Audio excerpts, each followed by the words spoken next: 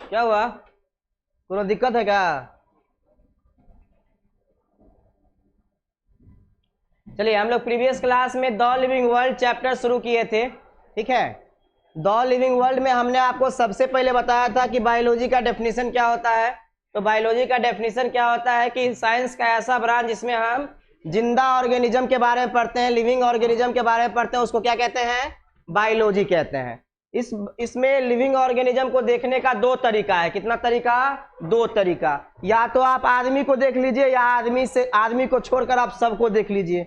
अगर आप आदमी को देखते हैं तो उस बायोलॉजिकल व्यू को क्या बोलते हैं? एंथ्रोपोसेंट्रिक व्यू बोलते हैं। और अगर आप आदमी को छोड़ के जितना भी स्पेसीज है उसको देखते हैं तो उसको क्या बोलते हैं? बायोसेंट्रिक व्यू बोलते हैं। किसी को कोई दिक्कत? चलिए, इसके बाद हम लोगों ने पढ़ा कि इस अर्थ पे, इस पृथ्वी पे कितना मिलियन स्पेसीज है? 17 से 18 लाख। इसको मिलियन में बोलेंगे तो कितना बोलेंगे? 1.7 से 1.8 मिलियन स्पेसीज। इसी में अगर हम बोले कि प्लांट्स कितना है और एनिमल्स कितना है तो क्या बताएंगे आप लोग? प्लांट्स अप्रोक्सीमेटली 1.2 मिलियन और एनिमल्स कितना है और प्लांट्स कितना है? 0.5 मिलियन अप्रोक्सीमेटली। चलिए, इसके बाद हम लोगों ने क्या पढ़ा? इसके बाद पढ़ा कि जितने भी ऑर्गेनिजम्स है उसके पास क्या सिर्फ डीएनए होता है? नहीं, आरएनए भी हो सकता है as genetic material. Genetic material के बारे में मैंने आपको समझाया कि ऐसा मटेरियल, ऐसा चीज जो माता पिता से बच्चे में जाता है उसको क्या बोलते हैं? Genetic material. क्या बोलते हैं? अब इसकी खासियत क्या है? तो सर, इसके जाने से हमारा कैरेक्टर हम लोगों में कैरेक्टर आता है, माता पिता का नहीं आता है।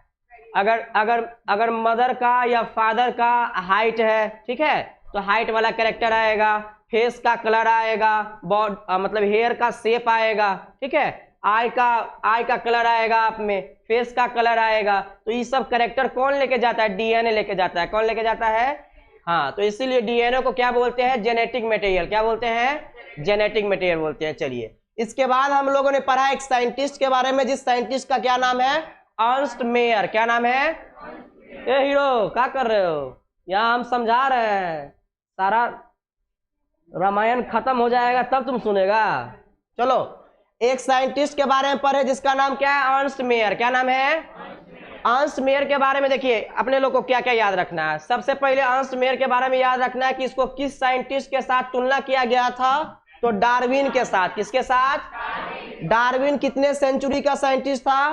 20वीं सेंचुरी का। इसके बाद याद रखना है कि अर्नस्ट मेयर इतना फेमस था कि दुनिया में अगर 100 साइंटिस्ट को कलेक्ट करेंगे तो उसमें से एक का नाम अर्नस्ट मेयर भी होगा, ठीक है। जैसे क्लास में अगर टॉप 10 स्टूडेंट को कलेक्ट करेंगे तो किसी किसी का नाम आएगा, नहीं, ऐसे ही दुनिया में क्या नहीं, हमको नहीं, हाँ उसका नाम आएगा, पहले आएगा उसका नाम।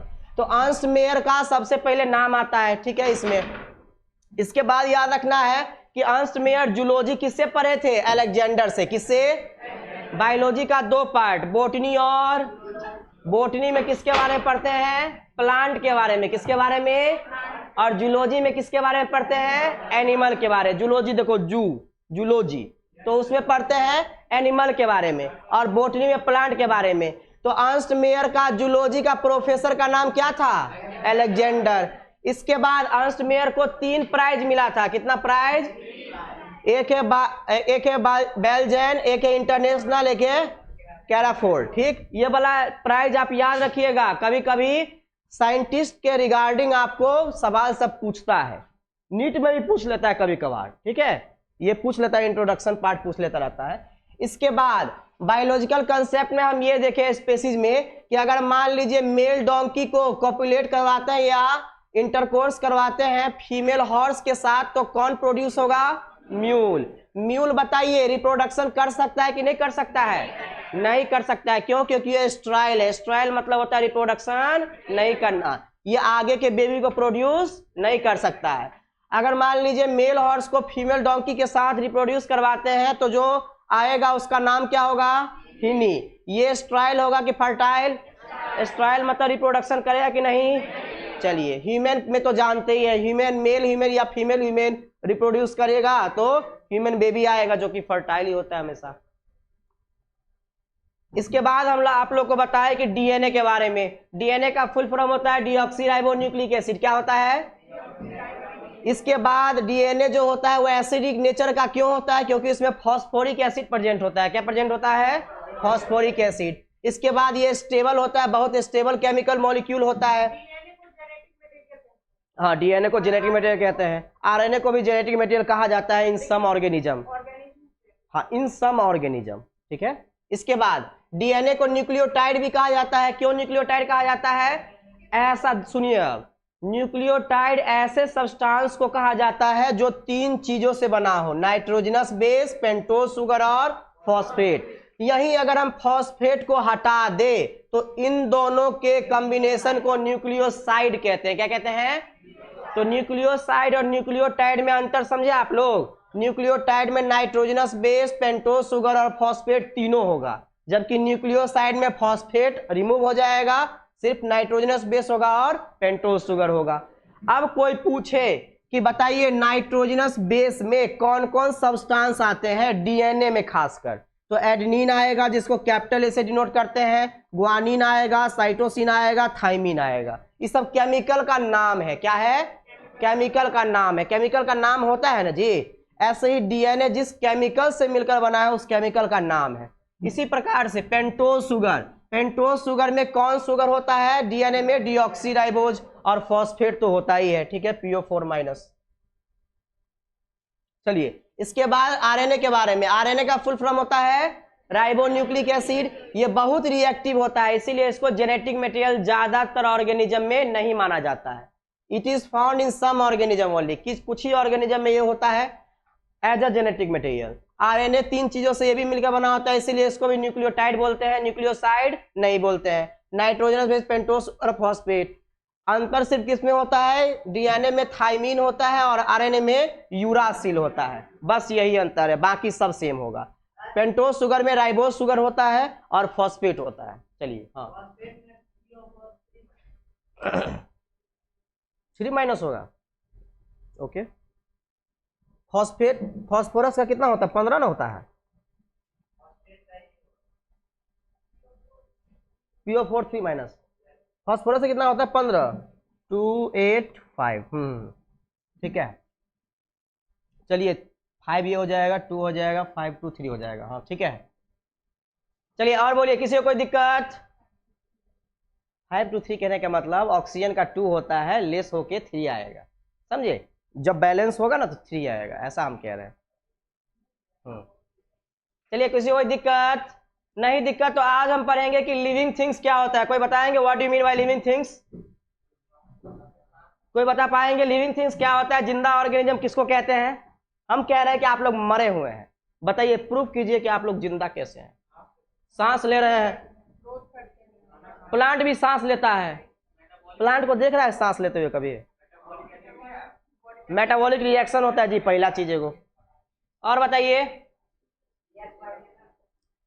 रेस्पिरेशन तो समझ गए, उस सांसें लेना तो रेस्पिरेशन ऑक्सीडेशन होता है, उसी में सब आ गया। मेटाबॉलिक रिएक्शन में सब आ गया। कौन कौन आया बताइए? चलिए तो आज हम पढ़ेंगे लिविंग थिंग्स क्या होता है और उसको डिफाइन करने के लिए कौन कौन सा कैरेक्टर होता है, कौन कौन सा गुण होता है। तो 2 कैरेक्टर होता है। कितना कैरेक्टर? सबसे पहले तो लिविंग थिंग्स होता क्या है? तो ऐसा थिंग जिसके पास लाइफ हो उसको लिविंग थिंग्स बोलेंगे, लेकिन इससे कोई क्लैरिटी नहीं आता है। आपको अगर हम बता दें कि हम में लाइफ है तो हम क्या कहना चाहते हैं? कुछ समझ रहे हैं हमें लाइफ है? अरे हम बताएंगे कि हम ये चीज करते हैं, लिविंग थिंग्स में ये चीज होता है, तब ना आप समझेंगे इसमें लाइफ है, जिंदा है। कि हम ऐसे बता देंगे आपको कि चलिए लिविंग थिंग्स के पास लाइफ होता है तो जिंदा होता है या लिविंग थिंग्स उसको कहते हैं, ऐसे तो नहीं समझेंगे। कोई चीज हमको बताना पड़ेगा, कैरेक्टर हमको बताना पड़ेगा जिसके थ्रू आप समझे कि ये लिविंग थिंग्स है कि नहीं। तो लिविंग थिंग्स को बताने के लिए 2 कैरेक्टर आता है। कितना कैरेक्टर? एक होता है कैरेक्टरिस्टिक फीचर, एक होता है डिफाइनिंग फीचर। डिफाइनिंग फीचर सिर्फ लिविंग थिंग्स में ही दिखेगा, जबकि कैरेक्टरिस्टिक फीचर लिविंग थिंग्स और नॉन लिविंग थिंग्स दोनों में दिखेगा। जैसे ग्रोथ, ग्रोथ लिविंग थिंग्स में भी होता है और नॉन लिविंग थिंग्स में भी होता है। कैसे? ये पहाड़ है, कहा है ये पहाड़ ऐसे होता है क्या? अरे पहाड़ हम ड्रॉ करते हैं तो हमको क्या ड्रॉ कर, ये पहाड़ है, मान लेते हैं पहाड़ है, ठीक है। ओ जी यार, ये टेक्निकल इशू हमको पागल कर देगा ये पहाड़ है, ठीक है। अभी पहाड़ पे सर्दी मौसम में बर्फ जमा हो जाता है ना। अरे बोलो, नहीं होता है क्या? आई बर्फ जमा हो जाता है, मान लेते हैं बर्फ नहीं पिघला, ये रुक गया, ठीक है। बहुत ठंडा हुआ, बहुत ठंडा हुआ, बहुत ठंडा हुआ, बहुत ठंडा हुआ, ये बर्फ ऐसे का ऐसे ही रह गया, तो इसका थोड़ा सा तो हाइट बढ़ जाएगा ना, नहीं बढ़ेगा क्या? तो हाइट बढ़ा कहने का मतलब लेंथ बढ़ रहा है, तो लिविंग थिंग्स में भी लेंथ बढ़ रहा है, नॉन लिविंग थिंग्स में भी लेंथ बढ़ रहा है। तो ये क्या सिर्फ लिविंग थिंग्स में बढ़ रहा है क्या? क्या वुड, लकड़ी, वुड क्या मतलब वुड क्या? हाँ, वुड्स का हाइट नहीं बढ़ता है, वही तो हम कह रहे हैं कि जो कैरेक्टरिस्टिक फीचर होता है वो आपका नॉन लिविंग थिंग्स और लिविंग थिंग्स दोनों में दिखता है, लेकिन लिविंग थिंग्स में कभी कभार नहीं दिखता है। वो भी दो टाइप का होता है, इंटरनल ग्रोथ होता है और एक्सटर्नल होता है। नॉन लिविंग थिंग्स में हमेशा एक्सटर्नल ग्रोथ दिखेगा, अंदर से ग्रोथ नहीं दिखेगा। जैसे मान लीजिए इसी में 2 बेंच जोड़ दिया हम, अच्छा आज हम पढ़ा के जाएंगे, कॉल ई बोर्ड दूगो बोर्ड हो जाएगा, इधरों से लग जाएगा क्या? वो लगा देंगे अलग बात है, लेकिन ये दूगो हो जाएगा, ये पेन दूगो हो जाएगा कल? नहीं होगा, क्या जूता मारेंगे ना, ये पेन दूगो हो जाएगा। ये वाला देखिए, एक्सटर्नल ग्रोथ और इंटरनल ग्रोथ। एक्सटर्नल ग्रोथ में किसमें होगा? नॉन लिविंग थिंग्स में, जबकि अंदर से ग्रोथ होता है लिविंग थिंग्स में। तो इसी के बारे में पढ़ेंगे कि लिविंग थिंग्स में कौन सा ग्रोथ होता है, नॉन लिविंग थिंग्स में कौन सा ग्रोथ होता है, कैसे हम पहचाने कोई लिविंग है कोई नॉन लिविंग है। चलिए बताइए, रिप्रोडक्शन लिविंग थिंग्स में होता है कि नॉन लिविंग थिंग्स में? क्लियर है, लिविंग थिंग्स में ही होगा।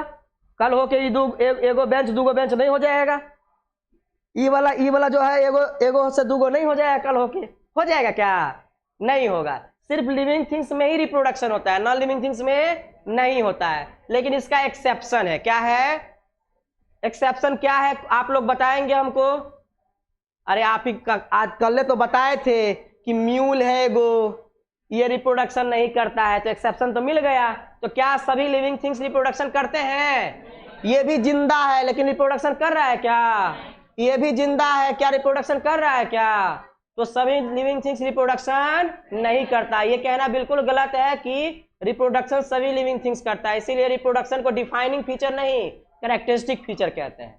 डिफाइनिंग फीचर या डिफाइनिंग गुण उसको कहा जाता है जो सिर्फ लिविंग थिंग्स में ही दिखे।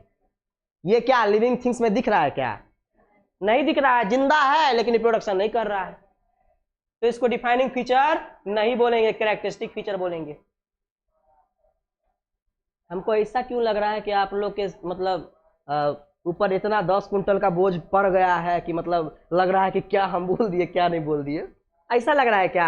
हमारा शक बिल्कुल सही है, अंदाजा बिल्कुल सही लग रहा है हमको कि लग रहा है 10 केजी, 10 कोई केजी हम कह रहे हैं, 10 क्विंटल का कोई मतलब वेट कर दिया है। ए सत्यम, क्या कर रहा है रे? ये बड़ डिप्रेशन में जाता है, क्या हो गया इसको? कुछ हुआ है रे?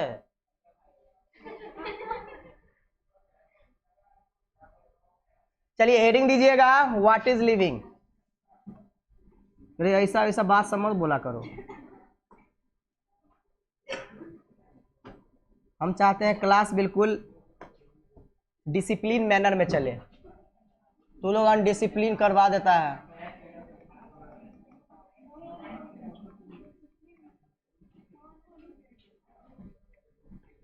दीजिएगा हेडिंग, व्हाट इज लिविंग।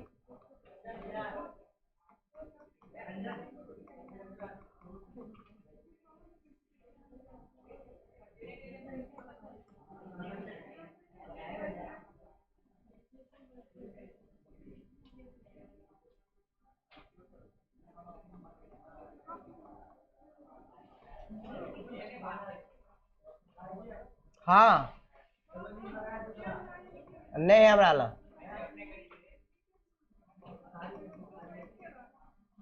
पहले हम पेन रखते थे, आज एगो नहीं 3-3 गो पेन रखते थे। जिस दिन से हम पेन देना चालू किया हमारा पूरा पेन हम खो गया।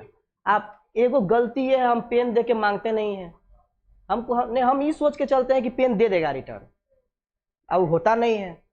इसीलिए क्या बिहार है, ये बासोपट्टी है। अरे सब चीज में बिहारे का नाम काहे आता है इसे?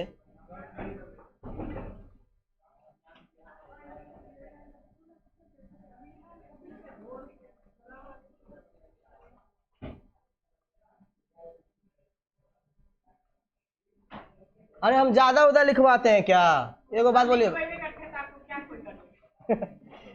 अरे बोलने दो, बीच में तुम बोल देती है, हमारा पूरा फ्लो टूट जाता, पूरा फ्लो हमारा टूट जाता है।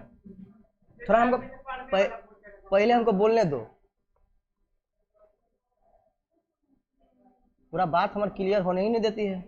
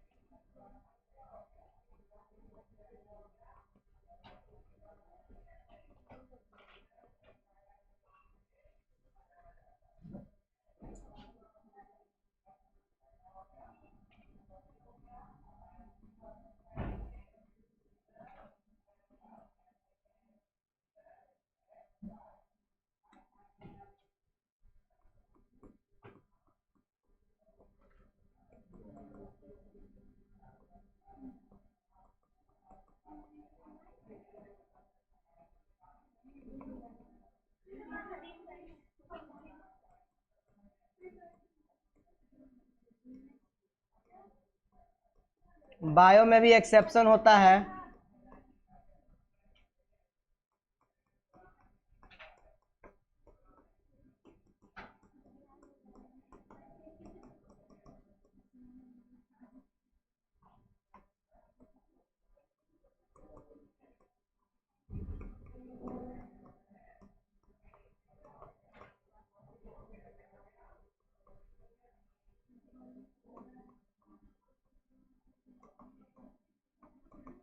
सेलुलर ऑर्गेनाइजेशन जानते हैं आप लोग?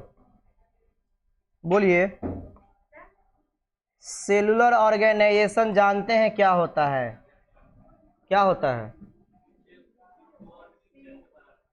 जो ऑर्गेनिज्म सेल से बना होता है उसको सेलुलर ऑर्गेनाइजेशन बोलते हैं। कहाँ पर है? एनिमल किंगडम में। दिखाइए तो।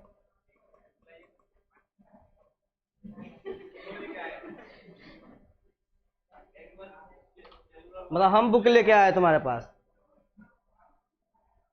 अरे तो फ्यूज तुम्हारा उड़ा रहता है क्या?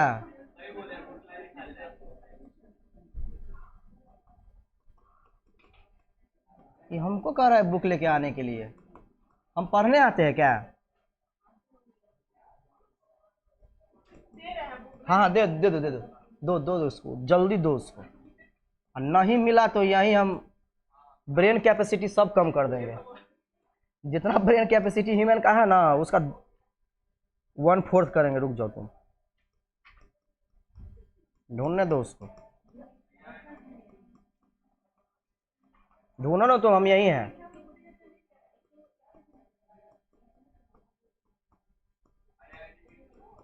रुक जाओ।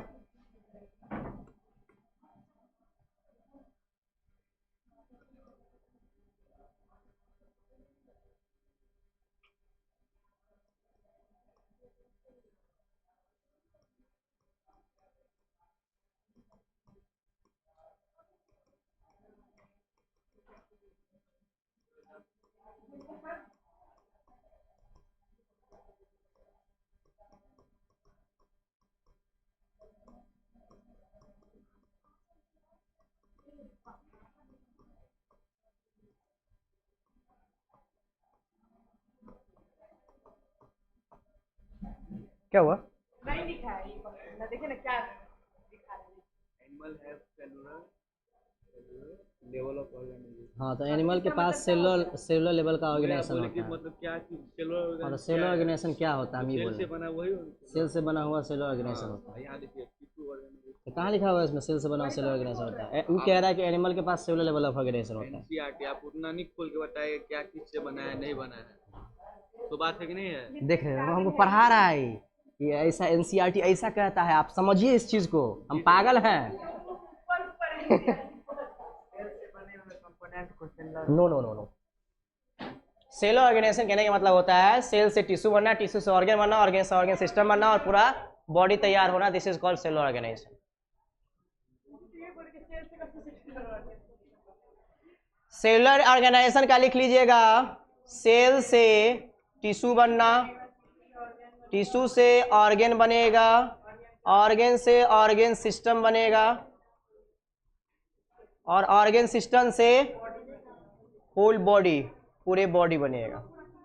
इस सीक्वेंस को कहते हैं सेलुलर ऑर्गेनाइजेशन। तू काहे नहीं लिखता है रे? अरे डंडा लेके आता तो नहीं, कहीं डंडा लगा आता। अरे जो तेरे डंडा लगा आता कहीं।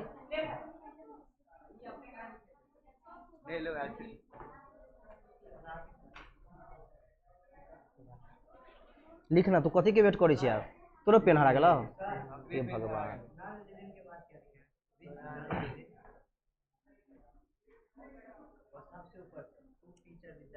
Two features with the help of which non-living can be distinguished living ones।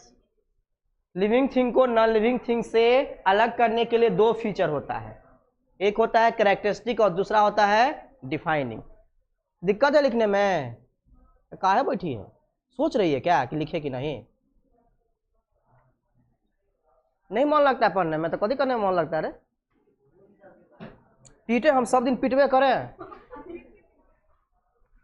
हम नहीं पीटते हैं? अच्छा ठीक है रुक जाओ। सब दिन रोने का काहे मतलब प्रोबेबिलिटी क्रिएट करती है सो बताओ? नहीं मतलब हम रुलाएंगे पीट के?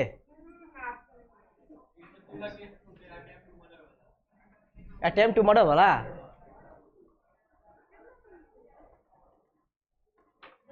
मतलब मारने से पहले तू हमको डरा रहा है? नहीं रे, जल्दी लिखो। अरे वो क्लास में कहाँ तो ऐसे करता था, यहाँ आके तो पगला गया है?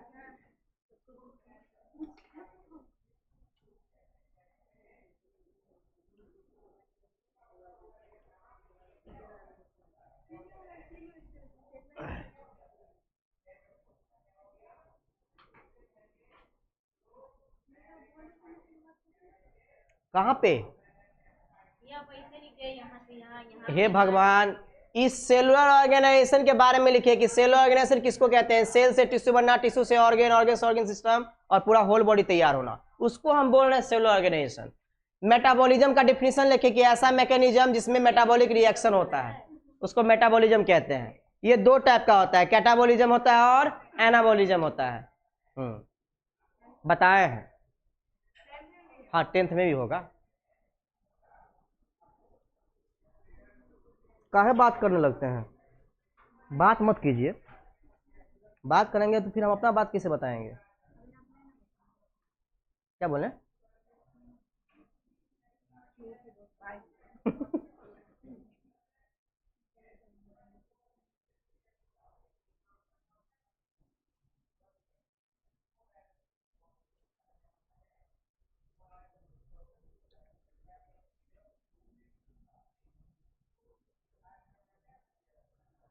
ये वाला चैप्टर थोड़ा इजी लगता रहता है क्या? ये वाला चैप्टर, ये चैप्टर इजी लगता रहता है। भारी कब लगेगा? जब उसके बारे में पढ़ाएंगे ना, मतलब ये किंगडम, फाइलम, क्लास, ऑर्डर। जी आइए आइए आइए, जी आइए, बिना पूछे भी आ सकती हैं आप अभी, क्योंकि बहुत बहुत कम समय पर आई हैं आप। बैठ जाइए, कहीं बैठ जाइए।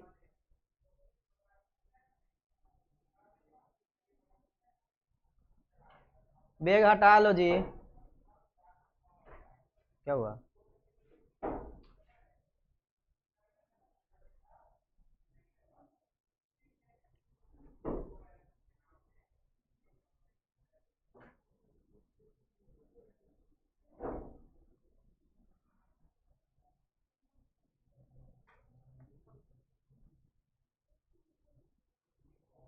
अब फरीदा कॉम्प्लेक्स के तरफ नहीं जाते हैं?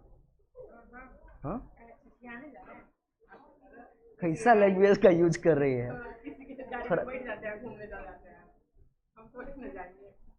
थोड़ा अच्छा अच्छा लैंग्वेज का यूज करा करो। हाँ, पढ़ने लिखने पे ध्यान देना है। नहीं नहीं, हम नहीं घूमते हैं, वो कभी कभार दिख जाते हैं, अलग बात। कभी कभार दिख जाते हैं, वो अलग बात है।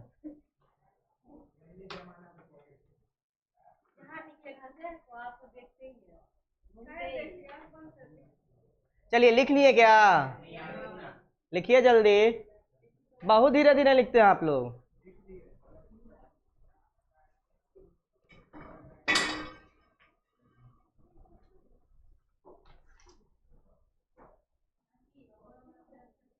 मुझे तोरा पढ़े लिखे में मन नहीं लगता है क्या?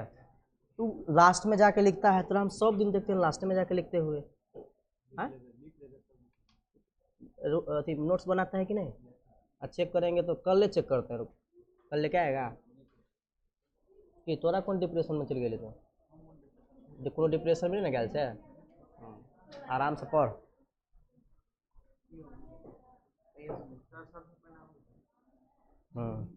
क्या करें हम तो बताइए।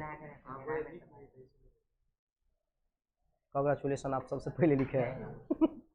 क्या क्या क्या करें आपके लिए बताइए? आपके लिए हम ये चैप्टर बढ़वा देते हैं। क्या क्या हटा दें? ये हटा दें? ये पहले लिखेगा तब ना, कोई सब लिखेगा पहले तब ना। ले लिखना जल्दी है भाई, कही उतर पड़ा क्या? तो आ जा चुका है, सही में कह देंगे कि पढ़ता लिखता नहीं है। आते ही रहते हैं, एक के स्टेटमेंट तो हम बोलेंगे।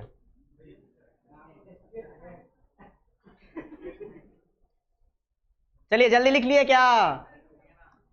बढ़ते आगे।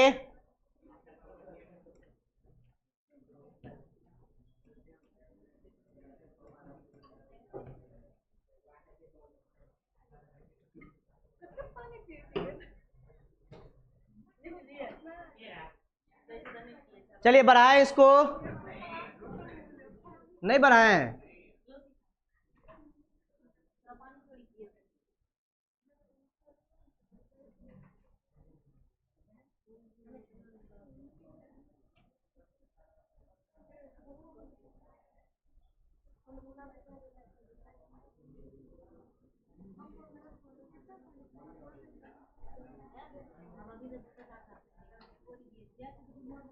लिख लिया क्या?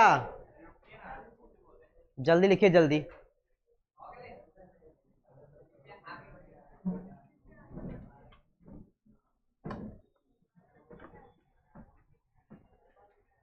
लिविंग थिंग्स जो है ऐसा ऑर्गेनिज्म होता है जिसके पास क्या होता है? लाइफ होता है। क्या होता है? लाइफ। लेकिन इससे कोई क्लैरिटी नहीं आता है। आप किसी को अगर बोलेंगे कि हाँ मेरे पास लाइफ है इसीलिए हम जिंदा है, तो इससे क्या मतलब बनता है? कोई मतलब बनता है क्या? नहीं बनता है। आपको वो कैरेक्टर बताना पड़ेगा जिसके लिए लाइफ को डिफाइन किया जाता है। आप किसी को बोलेंगे नहीं नहीं हमें जान है, हमें लाइफ है, हमें जीवन है इसलिए हम जिंदा है, कोई मतलब नहीं बनता है। कोई आपको कैरेक्टर बताना पड़ेगा, कोई फीचर बताना पड़ेगा जिसके चलते आप किसी को ये पता चले कि आप लिविंग थिंग्स है। तो देखिए लिविंग को कैरेक्टराइज करने के लिए दो फीचर बताया जाता है जिसके थ्रू ये बताया जाता है कि non living things living things से किस तरह अलग है। तो पहला फीचर है डिफाइनिंग फीचर और दूसरा फीचर है कैरेक्टरिस्टिक फीचर। डिफाइनिंग फीचर ऐसा फीचर होता है जो केवल लिविंग ऑर्गेनिज्म में ही पाया जाता है, नॉन लिविंग में नहीं पाया जाता है। विदाउट एनी एक्सेप्शन, इसमें कोई एक्सेप्शन नहीं होगा।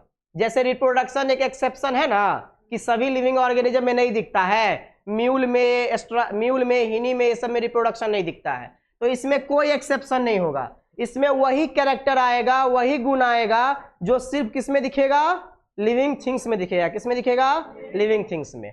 Not seen in non living, ये नॉन लिविंग में आपको नहीं दिखेगा। जैसे मेटाबॉलिज्म, जितने भी केमिकल रिएक्शंस होते हैं वो सिर्फ लिविंग ऑर्गेनिज्म में ही दिखते हैं, इन विट्रो फर्टिलाइजेशन को छोड़ के, टेस्ट ट्यूब बेबी वाला छोड़ के। क्योंकि टेस्ट ट्यूब बेबी में क्या होता है, ये आपका टेस्ट ट्यूब में बेबी को क्रिएट किया जाता है स्पर्म और ओवम को फ्यूज करवा के, तो ये तो ट्यूब में हो रहा है, सेल में तो हो नहीं रहा है, तो इसीलिए इसको छोड़ के। ठीक, सेलुलर ऑर्गेनाइजेशन, क्या ये इसमें मतलब ये बेंच में, ये डिजिटल बोर्ड में, पंखा में, ट्यूबलाइट में, कैमरा में क्या सेल है? कभी ये सेल से टिश्यू बना सकता है क्या? टिश्यू से ऑर्गन बना सकता है? ये कभी ऑर्गन सिस्टम बन सकता है क्या? नहीं बन सकता है। तो सिर्फ सेलुलर ऑर्गेनाइजेशन किसमें होगा? लिविंग ऑर्गेनिज्म में किसमें होगा?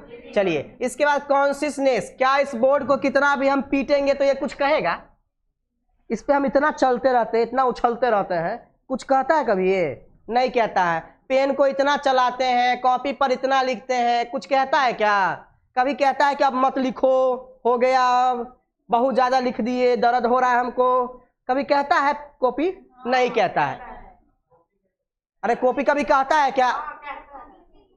नीचे गिर जाता, देखो तो दिमागो तो नीचे गिर जाता है तो इसमें क्या है? चलो, तो कॉन्सियसनेस जो होता है वो लिविंग ऑर्गेनिज्म में ही सिर्फ दिखता है, नॉन लिविंग में नहीं दिखता है। नॉन लिविंग को कोई फर्क नहीं पड़ता है, आप कुछ भी कीजिए उसके साथ, कोनो फर्क नहीं पड़ता है, कोई फर्क नहीं, ठीक है। अरे नीचे गिरा देंगे तो रोएगा, कहेगा कि हमको हॉस्पिटल ले जाओ? नहीं कहेगा। लेकिन आदमी को नीचे गिरा देंगे तो कहेगा नहीं पहले हमारा इलाज करवाओ, फिर उसके बाद हमसे बतियाना। चलिए इसके बाद कैरेक्टरिस्टिक फीचर में देखिए, ये लिविंग और नॉन लिविंग दोनों में पाया जाता है। नॉन लिविंग कहने का मतलब माउंटेन, पहाड़ का हाइट बढ़ता है थोड़ा सा, 1 इंच 2 इंच 3 इंच बढ़ जाता रहता है, उस पर मिट्टी जमा हो जाता है, इसके लिए बर्फ जमा हो जाता है, स्नो जमा होता है इसीलिए। लेकिन वो टेम्पररी रहता है, परमानेंट नहीं रहता है। बर्फ फिर पिघलता है, फिर उसका हाइट कम हो गया, मिट्टी फिर नीचे गिरता है, हाइट कम हो गया, लैंडस्लाइड हुआ फिर हाइट कम हो गया। पहाड़ी इलाका में क्या होता है बताते हैं, वो जो मिट्टी जमा होता जाता है ना ऊपर, तो मिट्टी फिर जो लैंडस्लाइड होता है, माउंटेन का जो ऊपर वाला हिस्सा गिरता है जिसको लैंडस्लाइड बोलते हैं अपने लोग, तो उसमें क्या होता है, जितना हाइट बढ़ा रहता है ना वो सब गिर जाता है, ऊपर वाला जितना भी मिट्टी होता है वो गिर जाता है। तो वो टेम्पररी थोड़े देर के लिए उसका हाइट बढ़ता है। तो मान सकते हैं कि हाइट बढ़ता है नॉन लिविंग थिंग्स में भी। एक बेंच में दूसरा बेंच जोड़ दे फिर भी उसका लेंथ बढ़ जाएगा, लेकिन क्या ये परमानेंटली लेंथ बढ़ा रहेगा? नहीं भाई। अरे किसी किसी के मन में आएगा सर हम जोड़ के छोड़ दे, तो 10 साल के लिए छोड़ देते हैं तो उसका लेंथ बढ़ गया, अरे उतना का उतना ही रहेगा, उससे ज्यादा थोड़ी रहेगा। चलो, तो ग्रोथ जो है वो नॉन लिविंग थिंग्स में भी दिखता है और लिविंग थिंग्स में भी दिखता है। इसका एक्सेप्शन है आपका रिप्रोडक्शन। लिविंग थिंग्स में रिप्रोडक्शन दिखता है लेकिन सब में रिप्रोडक्शन नहीं दिखता है। बताइए किस में रिप्रोडक्शन नहीं दिखता है? म्यूल में नहीं दिखता है, इनफर्टाइल कपल में, जो इनफर्टाइल कपल होते हैं उसमें रिप्रोडक्शन नहीं होगा, ठीक है। लेकिन ये थोड़े ही समय के लिए होता है, 5 साल 10 साल इतना ही के लिए होता है। उसके बाद जो होता है वो प्रेगनेंसी अचीव हो जाता है, ठीक है। म्यूल में कभी नहीं होता है, इनफर्टाइल कपल में हो सकता है, ठीक है, लेकिन म्यूल में कभी नहीं होगा। म्यूल एक बार आ गया तो म्यूल में कभी नहीं होगा। तो आपका क्वेश्चन ये उठेगा सर इसमें क्यों हो जाएगा और इसमें क्यों नहीं होगा? क्योंकि ये डिफरेंट स्पेसीज से मिलकर बना है और ये तो सेम स्पेसीज से मिलकर बना है ना। अरे तो कैसे भी कहेंगे तो ह्यूमन का ही है ना पार्ट, लेकिन ये मतलब एक ही स्पेसीज का पार्ट है। डोंकी कहाँ, हॉर्स कहाँ, नहीं, उसका स्पेसीज अलग, इसका स्पेसीज अलग। लेकिन इसमें इनफर्टाइल कपल की बात करेंगे तो दोनों तो ह्यूमन ही है ना, दोनों तो एक ही स्पेसीज है, तो फर्टाइल हो सकता है ये मतलब आगे जाके, लेकिन ये कभी भी रिप्रोडक्शन नहीं कर सकता है। कोई दिक्कत है तो बताइए, कोई दिक्कत है इतना समझने में? दिक्कत है क्या? नहीं बोल रहे हैं, है दिक्कत? वह क्या दिक्कत है, क्या दिक्कत है, क्या नहीं समझे? चलिए आगे बढ़ते हैं, आगे हेडिंग दीजिएगा। हाँ हाँ, कॉन्सियसनेस थोड़ा हेडिंग दीजिएगा, कॉन्सियसनेस के बारे में जान लेते हैं। अच्छा, मेटाबॉलिज्म के बारे में थोड़ा सा लिख लीजिएगा, थोड़ा सा, 1 पॉइंट। इट टेक्स प्लेस, हाँ बोलिए ना, हाँ उसका मीनिंग बता रहे हैं। कॉन्सियसनेस का मीनिंग होता है कि किसी भी चीज को आप अगर मान लीजिए टच करते हैं या कोई भी केमिकल चीज उस पर डालते हैं तो वो रिस्पॉन्स करेगा। जैसे पत्ता में कभी कभार देखते होंगे टच करने पर वो मुड़ जाता है, नहीं? हाँ, अपने लोग का एग्जांपल लीजिए। अपने लोग मान लीजिए पूरा रिलैक्स है, पूरा रिलैक्स है, कोई ऐसे टच कर दिया, नहीं अचानक कहते हैं कौन टच कर दिया, शॉक हो जाते हैं। This is called consciousness. कोई भी चीज के प्रति अपना रिस्पॉन्स दिखाना कॉन्सियसनेस कहलाता है। क्या कहलाता है? कॉन्सियसनेस कहलाता है। अपना लोग रिस्पॉन्स नहीं दिखाते हैं क्या? ऐसे अगर कोई जोर से टच करेगा तुरंत शॉक हो जाते हैं, कौन टच किया, अच्छा छोड़ो, टच छोड़ो। अगर मान लीजिए यहाँ आग है, बगल में आग है, बगल में आग है, थोड़ा देर तक गर्मी नहीं लगा, लेकिन ज्यादा हीट कर दिए तो गर्मी लगने लगता है। रिस्पॉन्स अपना लोग क्या करते हैं, उधर से साइड हो जाते हैं। This is called response. तो एक्सटर्नल स्टिमुली के प्रति, बाहर के एनवायरनमेंट के प्रति अपना रिस्पॉन्स दिखाना कॉन्शियसनेस कहलाता है। क्या कहलाता है? ये प्लांट भी दिखाता है और एनिमल भी दिखाता है, लेकिन प्लांट और एनिमल अलग अलग तरीके से दिखाता है, नहीं? तो लिखिए मेटाबॉलिज्म, पहले लिख लीजिए कि मेटाबॉलिज्म क्या होता है। मेटाबॉलिज्म के बारे में जानते ही होंगे आप लोग, ठीक है, बताए होंगे हम कि it takes place in living cell. ये आपका 2 टाइप्स का होता है, जानते होंगे आप लोग, पढ़े होंगे 10th क्लास में। पहला होता है कैटाबॉलिज्म और दूसरा क्या होता है, कोई बताएंगे? एनाबॉलिज्म होता है। क्या होता है? अच्छा, कैटाबॉलिज्म कहने का क्या मतलब होता है बताइए तो? कैटाबॉलिज्म का मतलब होता है लार्ज मॉलिक्यूल का टूटना स्मॉल मॉलिक्यूल्स में, स्प्लिटिंग, या फॉर्मेशन भी लिख सकते हैं, ठीक है। स्प्लिटिंग लिखिएगा थोड़ा बेटर रहेगा। Splitting of large chemical molecules. हाँ हाँ, स्प्लिटिंग का मतलब ही होता है ब्रेकिंग डाउन। स्प्लिटिंग मतलब टूटना होता है, उसको ब्रेकिंग डाउन में लिख सकते हैं आप, ठीक है। Chemical molecule to form a smaller molecule. अच्छा, कोई बता सकते हैं कैटाबॉलिज्म होना क्यों जरूरी है? कोई बता सकते हैं क्या कि हमारा सेल बड़े मॉलिक्यूल्स को ही क्यों नहीं ले लेता है, छोटे मॉलिक्यूल्स को क्यों लेता है? अरे एनर्जी का रिक्वायरमेंट तो वो तो अलग मैटर है। दूसरा मैटर ये है कि सेल हमारा बहुत छोटा होता है, लार्ज मॉलिक्यूल को एब्जॉर्ब करना बहुत उसके लिए डिफिकल्ट होता है। कोई चीज छोटा है, उसको बड़ा वाला चीज देंगे तो वो जल्दी डाइजेस्ट करेगा? नहीं करेगा, उसको उससे भी छोटा मॉलिक्यूल चाहिए। थोड़ा सोचिए, हमारा सेल कितना साइज का? माइक्रोमीटर का नहीं है, हमारे सेल का साइज कितना? माइक्रोमीटर में कितना?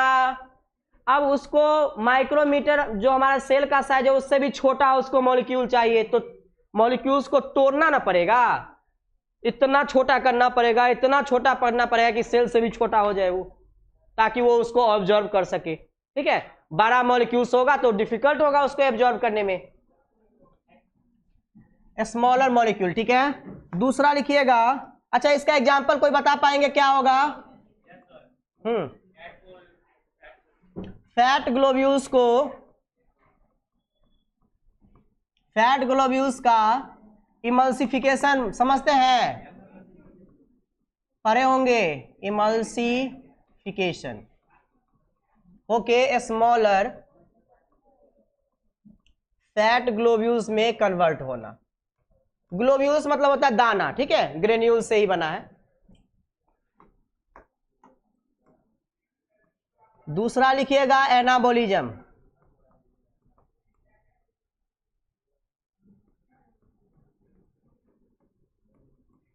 Formation of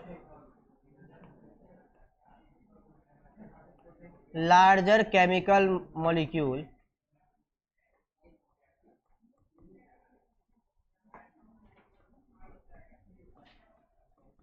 from small once, ठीक है। बताइए इसका कोई एग्जांपल बताएंगे?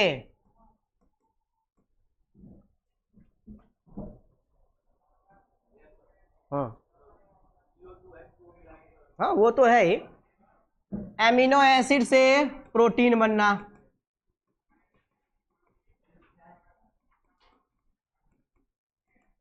ग्लूकोज से कार्बोहाइड्रेट बनना,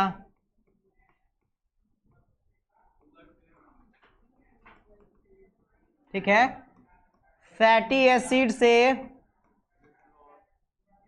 फैटी एसिड प्लस ग्लिसरॉल से क्या बनना? फैट या लिपिड बनना, ठीक है। नेक्स्ट थोड़ा लिखिएगा कॉन्सियसनेस। कॉन्सियसनेस का स्पेलिंग सही है जी क्या? CONS।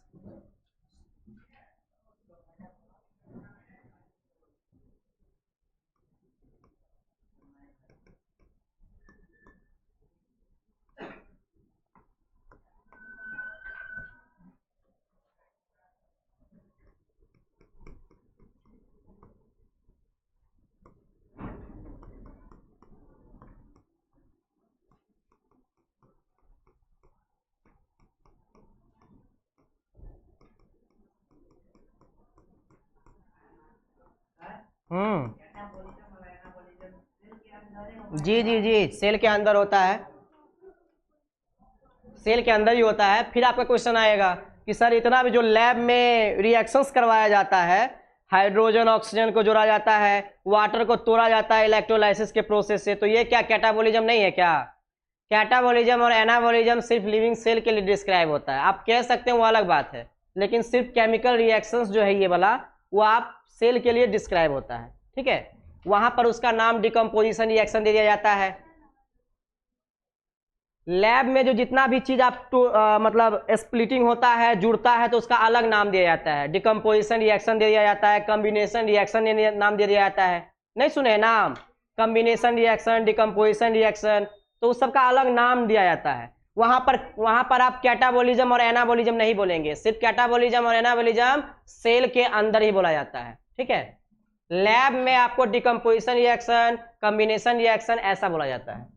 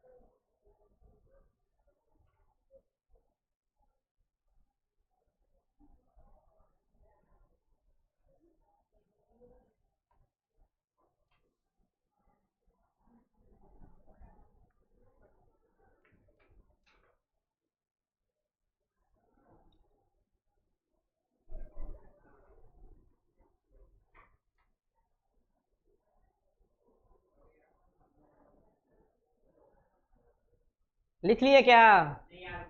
जल्दी लिखिए। अरे टाइम हो गया है, टाइम हो गया है इसीलिए बोल रहे हैं। ऐसा समझाएगा कौन? हम कोई भी चीज़ कल के लिए नहीं छोड़ते हैं।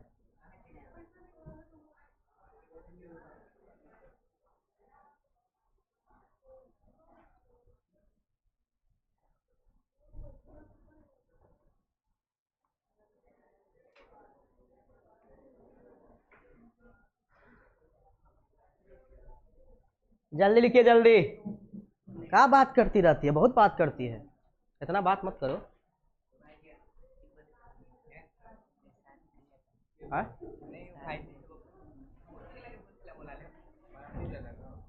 जल्दी लिखो ना। कथी छोड़ने चाहिए कैलकुलेट?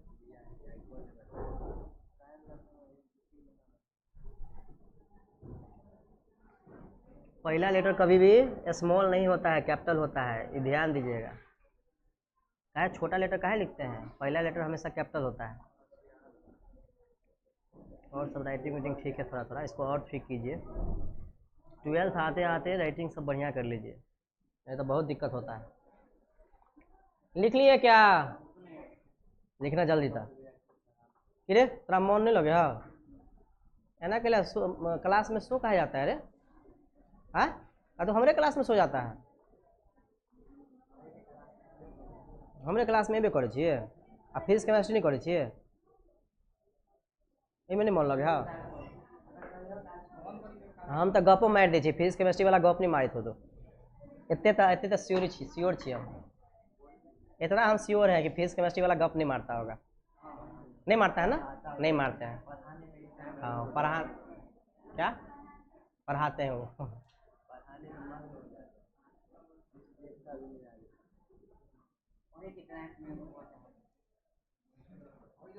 हम कहीं गप ज़्यादा मार देते हैं इसीलिए ऐसा होता है।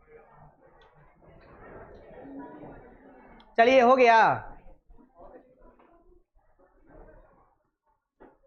नोट बनाता है कि नहीं?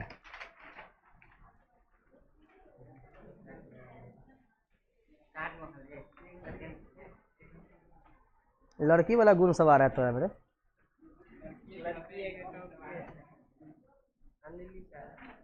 कौन अंजलि का है? अच्छा वो तो वहाँ पढ़ाती है, गेंद में पढ़ाती है ना वे। कितना 10th क्लास लेती है क्या? 4-5 लेती है कि 6 तक लेती है? हम जाते थे उसको देखते थे, हम 10th क्लास में जाते थे ना तो उसको देखे कई दिन हम। किरे क्या हुआ? जब बैठ गया ना जो ना गोदी घूर के देखे चीज नहीं। चलिए हो गया, चलिए देखिए अब इधर मेटाबॉलिज्म क्या होता है, सुनिए तो इधर सुनिए मेटाबॉलिज्म क्या होता है। मेटाबॉलिज्म के बारे में हम बताए हैं आपको कि मेटाबॉलिज्म सेल के अंदर होने वाला चीज है। जितना भी केमिकल रिएक्शंस हमारे सेल के अंदर होता है, that chemical reactions are said to be metabolism. उसको मेटाबॉलिज्म कहते हैं या मेटाबॉलिक रिएक्शंस कहते हैं, ठीक है। ये हमारे लिविंग सेल में होता है, नॉन लिविंग सेल में नहीं होता है। अरे सेल तो नॉन लिविंग होता ही नहीं है, तो हम नॉन लिविंग सेल क्यों कह दिए? नॉन लिविंग में नहीं होता है, नॉन लिविंग सेल नहीं कहना, नॉन लिविंग में नहीं होता है। चलिए 2 टाइप्स का होता है, कैटाबॉलिज्म होता है और एनाबॉलिज्म होता है। कहां पे नॉन लिविंग सेल देख लिए क्या? हाँ तो नॉन डेड सेल होता है। Okay this is my mistake. Catabolism सुनिए, ऐसे ही मेरा मिस्टेक थोड़ा सुधारते रहिए। कैटाबॉलिज्म देखिए, कैटाबॉलिज्म मतलब होता है बड़े मॉलिक्यूल्स का किसमें टूट जाना, छोटे मॉलिक्यूल में टूट जाना, उसको कहते हैं कैटाबॉलिज्म। इसका एग्जांपल है बड़े बड़े फैट ग्लोब्यूल्स। जब आपके लीवर में, आपका लीवर का काम होता है बड़े बड़े फैट मॉलिक्यूल को तोड़ना छोटे छोटे फैट मॉलिक्यूल में, तभी आपका बॉडी उसको एब्जॉर्ब कर पाता है। फैट को तोड़ने में सबसे ज्यादा एनर्जी लगता है, सबसे ज्यादा। हमारे बॉडी में किसी को भी अगर मतलब ब्रेक डाउन करना है तो उसमें सबसे पहले फैट का नाम आएगा, सबसे ज्यादा एनर्जी लगता है उसको तोड़ने में, ठीक है। चलिए एनाबॉलिज्म क्या होता है?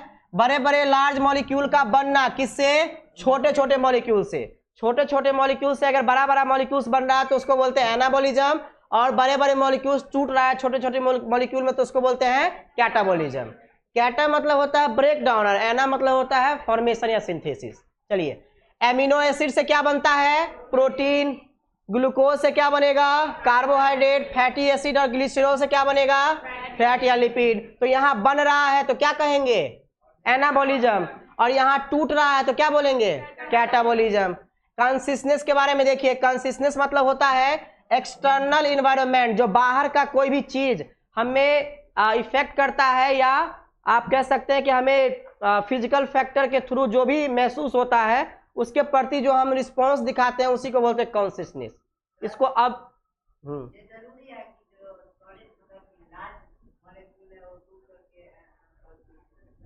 जी बनेगा। आप एग्जांपल बताइए कहाँ नहीं बनता है?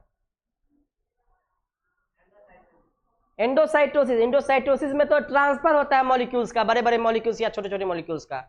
उसमें बनना या टूटने का बात क्या है, सो बताइए। हो जाना चाहिए, लेकिन वहां टूटने और बनने का बात नहीं ना होता है। वहां तो सेल में जाता है, वहां तो जाने की बात होती है, ट्रांसफर की बात होती है।